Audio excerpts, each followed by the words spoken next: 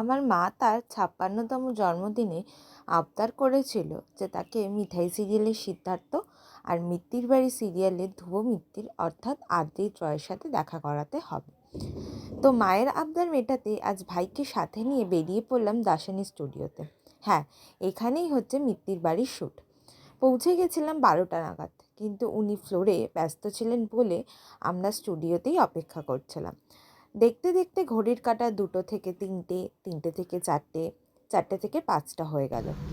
উনি বোধহয় এসছিলেন দেখা করার জন্য, আসলে টানা সিন চলছে তো, আবার বোধহয় ভেতর থেকে ডেকেছে বলে উনি চলে গেলেন, দেখা হয়নি, দাঁড়িয়ে আছি, তো বোধহয় আসবে, দেখা যাক।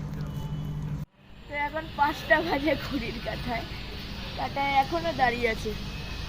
World record.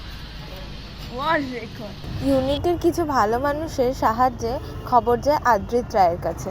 মিত্তির বাড়ির সাথে এসেছি, ঠিক আছে। আমি আদ্রিত রায়ের সাথে মিত্তির বাড়ির ধ্রুবর যে রোল করছে আদ্রিত রায়ের সাথে দেখা করতে এসেছি। আমি তার বড় ফ্যান। তার মিঠাই আমার 6বার দেখা হয়ে গেছে, 5বার, জি5-এ 5বার, টিভিতে 1বার। তো আমি আজকে এসেছি, যে করেই হোক তার সাথে দেখা করে আমি বাড়ি যাবো। উনি নিরাশ না করে চলে আসেন আমাদের সাথে দেখা করতে।